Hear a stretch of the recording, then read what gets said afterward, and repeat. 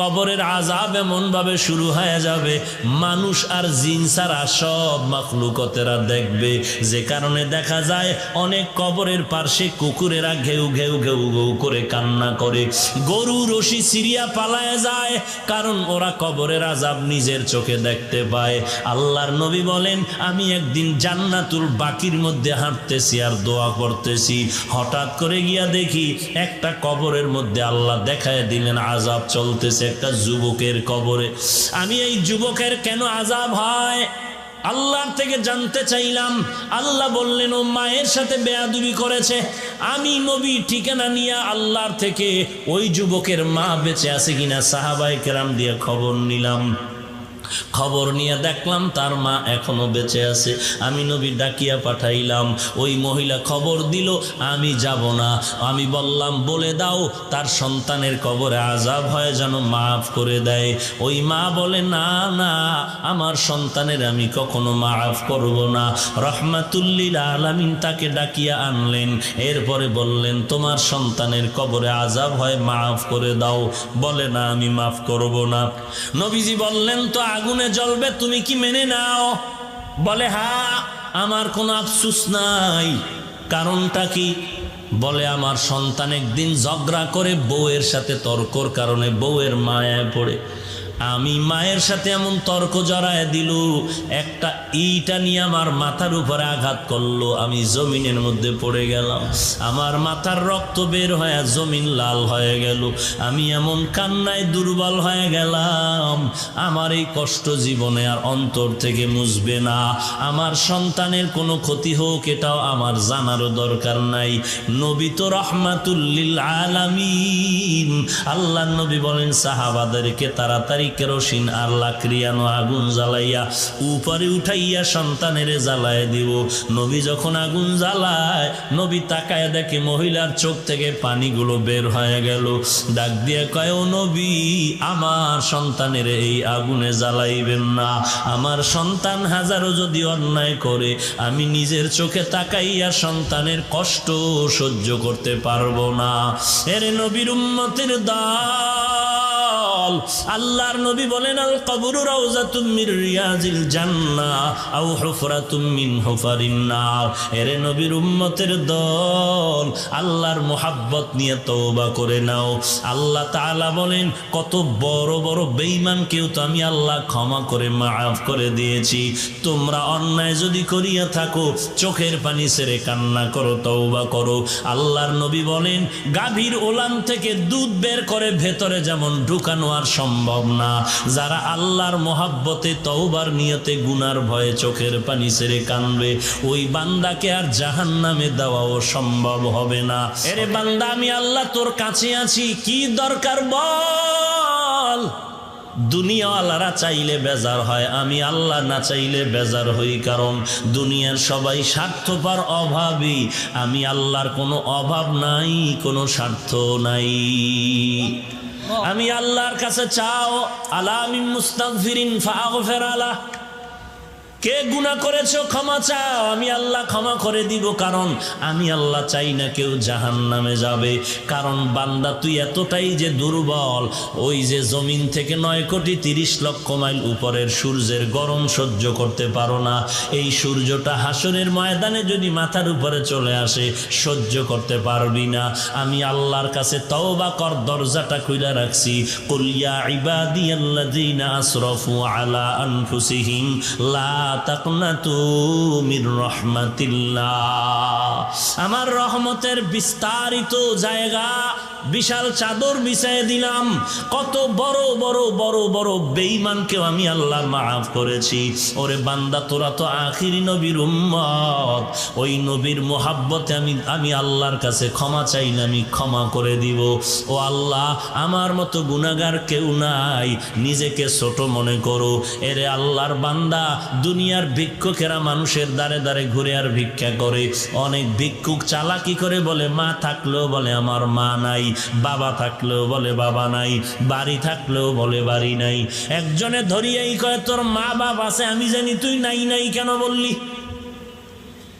ভিক্ষুক বলে, ভাই কথাটা ফ্লাশ করো না, কারণ আমি জানি মালিকের দরওয়াজায় দাঁড়াইয়া নাই নাই নাই যত বেশি বলা যাবে মালিকের দিলটা নরম হবে। আল্লাহ বলেন, ও দুনিয়ার মানুষ, আজকে তোরে বাড়ির মালিক, গাড়ির মালিক, সন্তানের মালিক বানায় দিলাম, আসলে এগুলো কিচ্ছু তোরে স্থায়ী না। আমি মাওলার দরবারে যদি বিনয়ের সাথে বলো, আল্লাহ আমার বাড়ি, আমার ঘর, আমার টাকা, আমার ছেলে, আমার মেয়ে, আমার গাড়ি, আমার সব আসলে আমার কিছুই না। আমার টাকা নাই, বাড়ি নাই, ঘর নাই, এমনকি আমার মরণের পরে কবরের জায়গাটাও আমার না। আমার বাড়ি বাড়ি যা বললাম, আমার মরণের পরে আমার গায়ের জামাটা ছেলে খুলে রাখবে, বেলেট দিয়ে কেটে রাখবে, বৃষ্টির মাঝেও আমার লাশটা রাস্তায় ফালায় রাখবে, দরজা আটকায় রাখবে,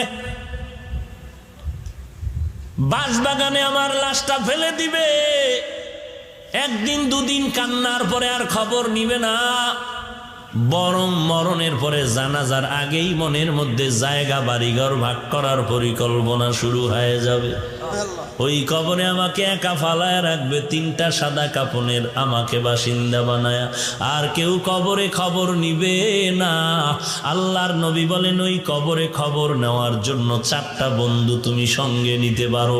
ক্বালান নবিয়্যু সাল্লাল্লাহু আলাইহি ওয়া আলিহি ওয়াসাল্লাম, إذا وزع الميت في قبره جاء القرآن عند رأسه والصلاة عن يمينه والصيام عن شماله وسائر الحسنات عند رجليه।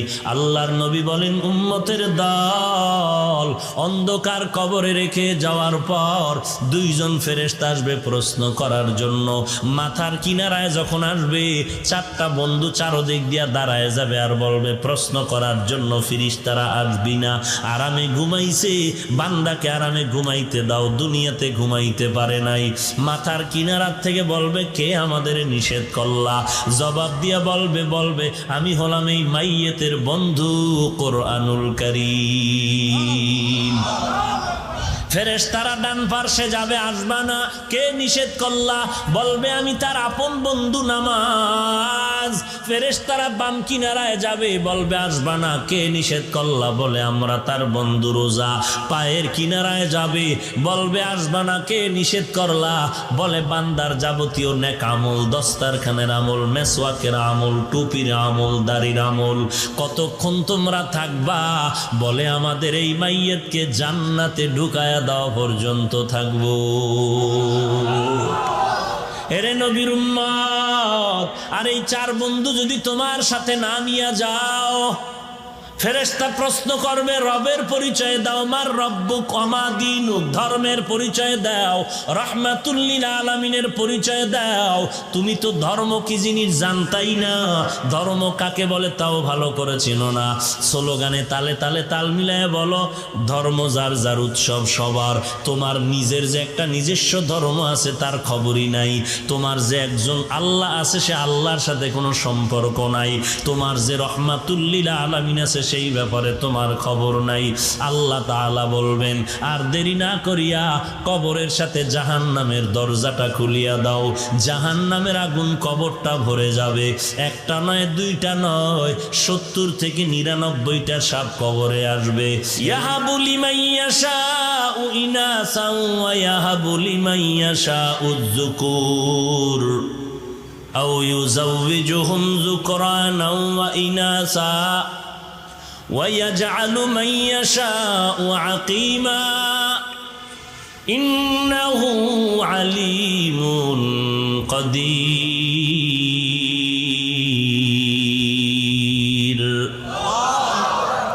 আল্লাহ বলেন, আসমান জমিনের ক্ষমতা আমি আল্লাহর হাতের, কুদরতি হাতের মুঠায়। আমি আল্লাহ কাউকে ছেলে দেই, কাউকে মেয়ে দেই, কাউকে দোনোটা দেই, কাউকে কোনোটাই দেই না। ক্ষমতা কার? আরো জোরে বলেন। না কোনো পীর সাহেবের, কোন মাজারওয়ালার। সন্তান যদি আল্লাহ ছাড়া আর কেউ দিতে পারত, এক এক ঘরে কি পরিমাণ সন্তান থাকতো ফিডাফিডি করার লাইয়া। সব বাপ মায় চিন্তা করত, পিডাইয়া সাইজ করবো, সন্তান লাইন মতো লাগাও। কিন্তু কত দরবারের, কত ঘাটের, কচ্ছপের গা ঘেঁষা পানি পান করলো, সন্তান হবে, বাবায় কইছে। কত তাবিজ, কত ঘাটের পানি পান করলো, জোয়ারের ভাটার পানি নিয়ে তাবিজ বানায়ের পরে ব্যবহার করলো। শাহজালালের দরবারে কত দৌড়াইল, শাহপরানের দরবারে দৌড়াইল, শাহ আমানাতের দরবারে দৌড়াইল। এরে আল্লাহর বান্দা, সন্তান দেওয়ার ক্ষমতা দুনিয়ার কারো নাই। সন্তান দেওয়ার ক্ষমতার একচ্ছত্র মালিকানা কার? আল্লাহ বলেন, আমি কাউকে ছেলে দেই, কাউকে মেয়ে দেই, কাউকে দুটোটাই দেই, কাউকে কোনোটাই দেই না। লা তাকতুলু আওলাদাকুম খাশিয়াতা ইমলাক নাহনু নারযুকুহুম ওয়া ইয়্যাকুম। আমি আল্লাহ তাদেরকেও দেই, তোমাদেরকেও রিজিক দেই। রিজিকের ভয়ে সন্তানকে হত্যা করিস না। সন্তান বেশি হলে থাকবে কই, খাবে কি, এই ভয়ে হত্যা করিও না। জন্ম নিয়ন্ত্রণ যেটাকে বলে, এই জন্ম নিয়ন্ত্রণ পন্থা বা পদ্ধতি আবিষ্কার করেছে বিধর্মী ইহুদিরা। আশ্চর্যের খবর, শিক্ষিত মুসলমান পায়ে হাত রেখে বলি, রাগ করো না, একটু খোঁজ খবর নিয়ে দেখো, আজও পর্যন্ত দুনিয়ার কোনো ইহুদি বেঈমানেরা এই জন্ম নিয়ন্ত্রণের পদ্ধতি ব্যবহার করে না। সব নিজেরা আবিষ্কার করে সারা দুনিয়ার মুসলমান দেশের মধ্যে ফ্রি টাকায় বিক্রি করে, পদ্ধতিগুলো সাপ্লাই করে। কারণটা কি? কারণ হলো ওরা চায় মুসলমানের সন্তান কমে যাক, নিজেরা বাহাদুরি করতে পারবে। মুসলমানের স্লোগান শিখায় দিল, ছেলে হোক মেয়ে হোক দুটোর বেশি নয়, একটা হলে ভালো হয়, না হইলে আরো ভালো। কিন্তু ইহুদি বেঈমানের ঘরে খবর নাও, প্রত্যেকের ঘরে সন্তান এক, 4, 5, 7টা, 8টা, 10, 12, 17, 70টা পর্যন্ত পত্রিকা আসছে। এক বেঈমানের বাড়ি পাবা না সন্তান অল্প। রবীন্দ্রনাথ ঠাকুরের সন্তান অনেক। এরকম একটা একটা গণনা করে দেখো, সব বিধর্মীদের ঘরে সন্তান বেশি। তাহলে ওরা জন্ম নিয়ন্ত্রণের পদ্ধতি আবিষ্কার করে, ওরা কেউ ব্যবহার করে না, সব মুসলমানের বিনা টাকায় বিলাইয়া দেয়। মুসলমান টের পায় না, না যাই না, না শুই না, উল্টা কোরআনওয়ালাদের গালি দেয়।